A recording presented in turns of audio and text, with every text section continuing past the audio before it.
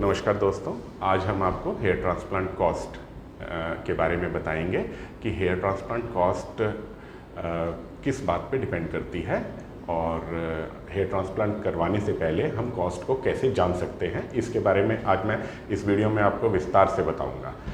अब hair transplant के लिए कौन कौन से लोग हेयर ट्रांसप्लांट को करवाते हैं, पहले हम ये जानेंगे। एंड्रोजेनेटिक एलोपेशिया, जैसे कि सबको पता है मेल पैटर्न एलोपेशिया, 18 साल के बाद मेल पैटर्न एलोपेशिया पुरुषों में आता है और इसी टाइप से फीमेल पैटर्न एलोपेशिया फीमेल्स में भी आता है। तो जो मेल पैटर्न एलोपेशिया होता है, इसके अंदर 18 साल के बाद सबसे पहले हमारी जो हेयर लाइन है इसका रिसेशन होना शुरू होता है। उसके बाद ये जो साइड एंगल्स है ये खाली होना शुरू हो जाते हैं और धीरे धीरे करके फ्रंटल पोर्शन और वर्टेक्स एरिया में बालों की थिनिंग आनी शुरू हो जाती है।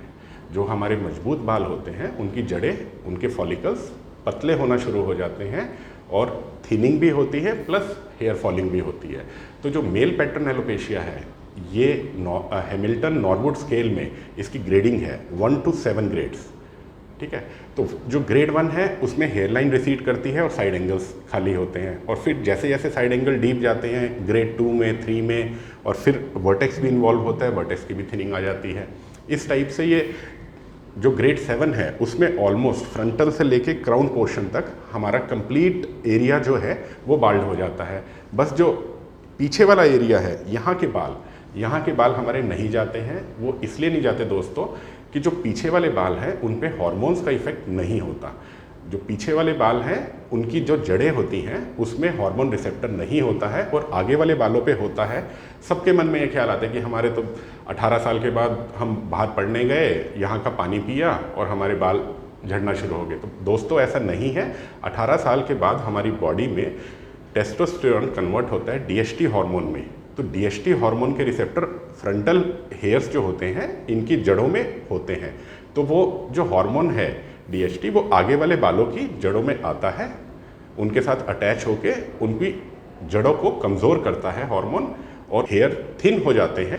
इसी प्रकार से दोस्तों फीमेल में लुडविग स्केल होता है, उसी से ही हम निर्धारित करते हैं कि क्लासिफिकेशन है लुडविग स्केल में भी कि कितना आपकी थिनिंग हुई है। तो फीमेल का जो पैटर्न है उसमें हेयरलाइन रिसीड नहीं करती, उसमें जो फ्रंटल पोर्शन है ये वाला हिस्सा सर का, इसमें थिनिंग आती है। तो ये तो हो गया हमारा जो मेल पैटर्न एलोपेशिया या फीमेल पैटर्न एलोपेशिया। इसी के अंदर अब जैसा कि मैंने आपको बताया कि पीछे वाले बालों पे हार्मोन्स का इफेक्ट नहीं है, तो अब इसको कैसे हम ट्रीट करते हैं। इसको हम हेयर ट्रांसप्लांट के द्वारा परमानेंट रूप से बाल्डनेस को हम ख़त्म कर सकते हैं। तो एक स्थायी जो उपाय है वो हेयर ट्रांसप्लांट ही है। अब हेयर ट्रांसप्लांट 2 मेथड से किया जाता है, एक तो है एफयूई टेक्निक और एक है एफयूटी। एफयूई टेक्निक जो है उसके अंदर हम एक माइक्रो पंच होता है जो एक मोटर के आगे लगाते हैं और उसमें ग्राफ्ट का एक्सट्रैक्शन करते हैं। और जो एफयूटी टेक्निक है उसमें पीछे की जो पट्टी है पूरी वो काटी जाती है और उन पट्टी के स्लीवर बना के उसमें इंडिविजुअल ग्राफ्ट हम मैन्युअली एक्सट्रैक्ट करते हैं।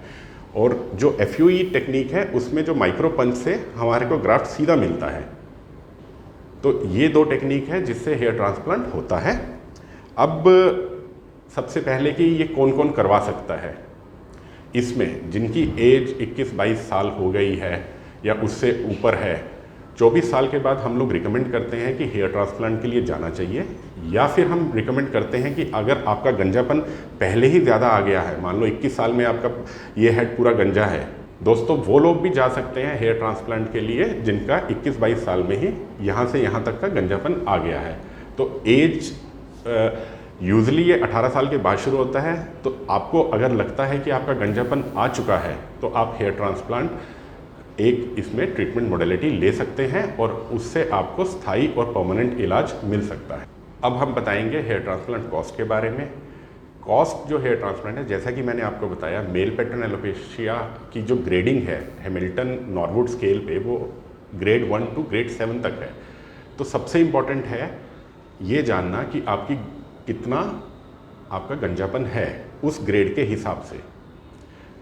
दूसरा इम्पॉर्टेंट इसमें जो चीज़ है सबसे, वो ये है कि आपके पास कितने रिसोर्सेज हैं, यानी कि आपका डोनर एरिया कितना है, और क्या आपके डोनर में से इतने, आप मान लो आपका ग्रेड 7 है और आपका डोनर वीक है, क्या इतने ग्राफ्ट डोनर एरिया से निकल जाएंगे और आपका कि ग्रेड 7 को वो भर पाएँ। तो ये सब बातों पे हेयर ट्रांसप्लांट कॉस्ट बहुत ज़्यादा डिपेंड करती है। अब सब इस हेयर ट्रांसप्लांट कॉस्ट जानने से पहले मैं आपको ये बताना चाहूँगा, जो नॉर्मल ह्यूमन हेयर है स्कैल्प में, उसकी जो डेंसिटी है वो होती है 1 स्क्वायर सेंटीमीटर में 85 फॉलिकल पर स्क्वायर सेंटीमीटर होती है। और हेयर ट्रांसप्लांट की ना 3 कैटेगरी हैं, एक होता है लो डेंसिटी हेयर ट्रांसप्लांट, एक होता है मीडियम डेंसिटी हेयर ट्रांसप्लांट, एक होता है हाई डेंसिटी हेयर ट्रांसप्लांट।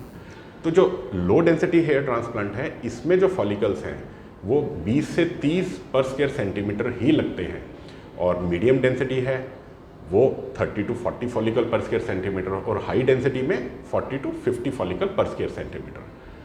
तो अगर आपके पास रिसोर्स अच्छे हैं, मतलब कि डोनर एरिया आपका बहुत अच्छा है, तो आपको हाई डेंसिटी हेयर ट्रांसप्लांट के लिए ही जाना चाहिए। और आपके डॉक्टर को भी आपके डोनर एरिया को देखते हुए, आपकी जो बाल्डनेस का ग्रेड है उसको देखते हुए ही ये निर्धारण होगा कि आपको हाई डेंसिटी में ही जाना चाहिए अगर आपके पास डोनर एरिया बहुत अच्छा है। इसके अलावा जो हमारा यूनिट ऑफ एक्सट्रैक्शन होता है, जो FUE हेयर ट्रांसप्लांट में, उसको हम ग्राफ्ट बोलते हैं। तो यूनिट उस ग्राफ्ट यानी कि बालों का गुच्छा, उसमें 1 फॉलिकल भी होता है, 2 भी होता है और 3 भी होता है, और इससे ज़्यादा भी होते हैं। तो यूजली जो हम लोग पंच हेयर ट्रांसप्लांट में यूज़ करते हैं 0.8 mm का यूज़ करते हैं, ताकि पीछे की तरफ डोनर एरिया में कोई भी स्कार मार्क ना पड़े। उसमें जो एवरेज हमारे को मिलता है डिपेंडिंग अपॉन द डेंसिटी उस पेशेंट की क्या है या उस क्लाइंट की क्या है, उसके ऊपर मतलब 2.1 to 2.3 फॉलिकल मिल जाते हैं एक ग्राफ्ट के अंदर, एवरेज ये रहता है। दोस्तों, हेयर ट्रांसप्लांट कॉस्ट 2 चीज़ों पे डिपेंड करती है, एक ग्राफ्ट, दूसरा कितना एरिया आपका कवर करना है। अब मैं आपको रफ आइडिया बताता हूँ कि आपके कितने ग्राफ्ट लग सकते हैं। आप कभी भी हैमिल्टन नॉरवुड स्केल से तो अंदाज़ा लगा ही सकते हैं कि आपके कितने ग्राफ्ट लगेंगे। जैसा कि मैंने आपको पहले बताया कि लो, मीडियम और हाई डेंसिटी, ऐसा हो सकता है कि किसी एरिया का कोई डॉक्टर बोले आपको कि 3000 ग्राफ्ट लगेंगे और दूसरा डॉक्टर बोल रहा है 3500 या 3600 या 4000 ग्राफ्ट लगेंगे। तो हो सकता है कि वो ज़्यादा क्लोज लगा रहे हो, वो डेंसिटी का वर्क डिफरेंट हो सकता है 2 अलग क्लिनिक्स का और 2 अलग डॉक्टर्स का। तो इसमें ये जानना बहुत ज़रूरी है कि किस डेंसिटी में काम हो रहा है आपका और कितने ग्राफ्ट लगने जा रहे हैं। इसी पे ही आपका कॉस्ट डिपेंड सब कुछ करेगा।